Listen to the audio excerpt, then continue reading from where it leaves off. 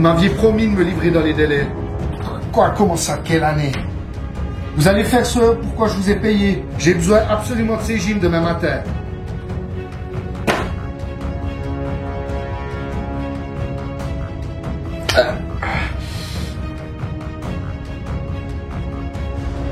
Une myrmica.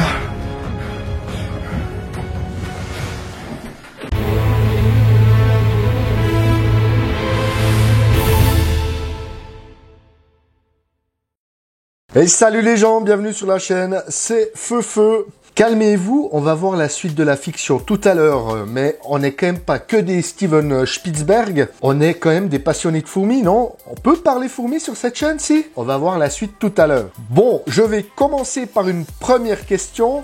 Est-ce que ceci vous dit quelque chose? Comment ça, non? Mais, voyons, c'est l'équation des phéromones qui viennent de s'évaporer et de celles qui viennent d'être déposées. Mais vous savez, la fourmi est un insecte tellement passionnant que même les mathématiciens s'intéressent à elle. Bon, pour obtenir cette équation, il y a une ou deux itérations relativement simples à faire au préalable, comme par exemple la règle aléatoire de transition proportionnelle.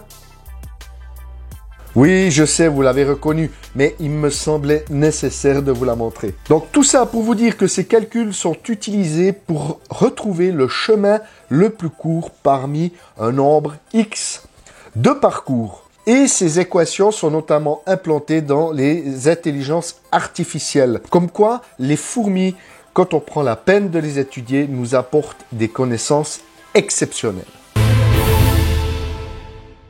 Chez les Turkestanus, j'espérais avoir le premier major, j'avais un immense cocon et un beau matin, voilà ce que j'ai vu. Chez les fourmis, on parle souvent de cannibalisme, notamment lors de la période de fondation, puisque certaines gynes pondent des œufs nourriciers. D'ailleurs, ces œufs ont un nom bien spécifique, mais je vous avoue que j'ai pas pris la peine d'aller chercher la dénomination correcte.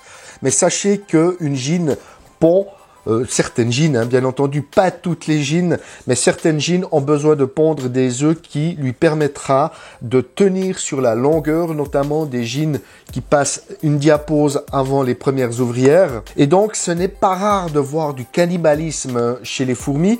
Par contre, à ce niveau-là, je n'avais jamais rencontré ce genre de problème. En tout cas, pas dans mes différentes espèces que j'élève. Or, ici, on n'est véritablement pas au stade d'un œuf nourricier. Là, on est vraiment sur une nymphe qui était prête à naître. Or, comme vous pouvez le voir à l'image, les ouvrières ont bouffé la nymphe à l'intérieur du cocon. Alors, plusieurs hypothèses peuvent expliquer ce comportement. La première, la colonie avait faim. Or, je venais de leur donner des verres de farine et donc la colonie manquait pas de protéines. C'est une colonie qui se développe bien et qui est bien nourrie. Et donc, mon autre hypothèse était que la nymphe à l'intérieur du cocon était tout simplement morte. Eh bien, comme rien ne se perd chez les fourmis, les ouvrières se sont régalées de ce futur major, à mon grand désespoir. Voilà, tout ça pour vous dire que parfois il se passe des choses incroyables dans nos colonies. En voilà la preuve.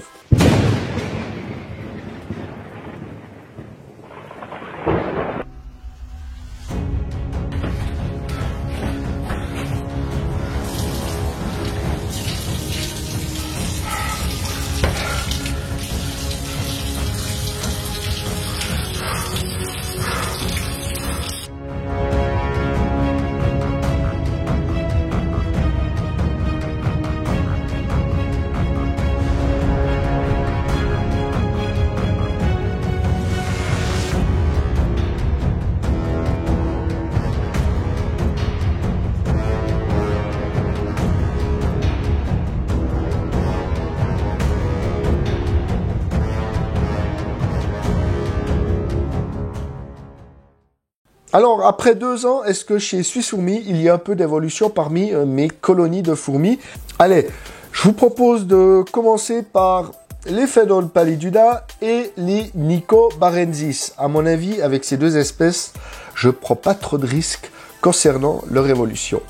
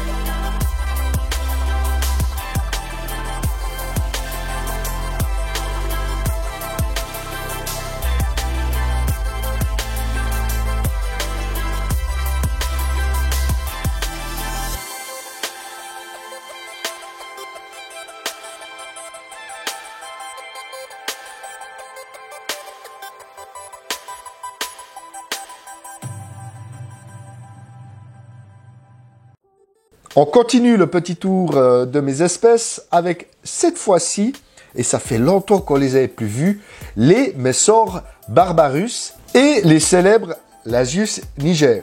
Attention les mirettes.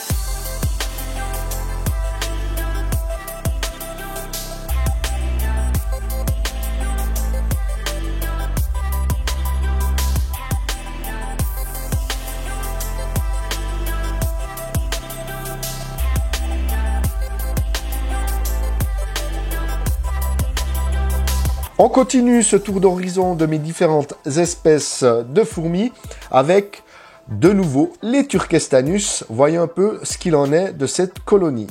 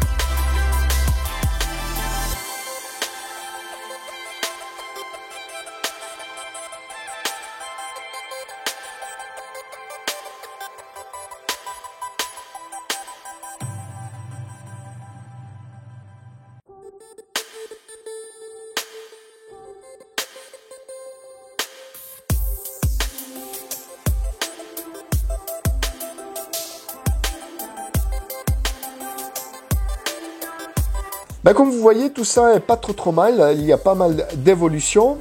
Mais me direz-vous, qu'en est-il de la Messor céphalote?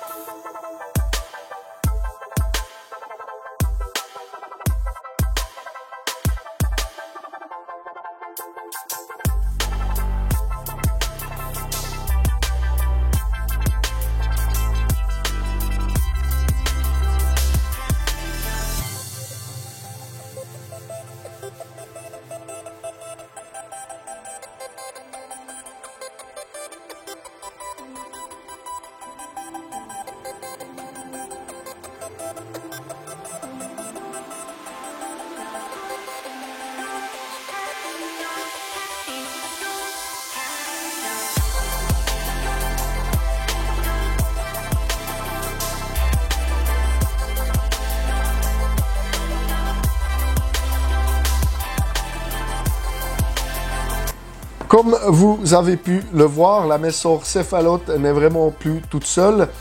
Le développement se passe pas trop mal. C'est encore timide pour une espèce qui peut atteindre près d'un demi-million d'individus. Mais je vous avoue que ça va quand même un peu plus vite que les Barbarus. Ok, je crois que j'ai fait le tour de tout ce que je voulais vous montrer durant cette vidéo. Il s'agit maintenant de retrouver la troisième et dernière partie de notre fiction. Et s'il y avait une petite conclusion à vous faire sur cette fiction, c'est que vaut mieux se faire mordre par une araignée que par une fourmi. Allez, à tout bientôt. Salut, bye bye.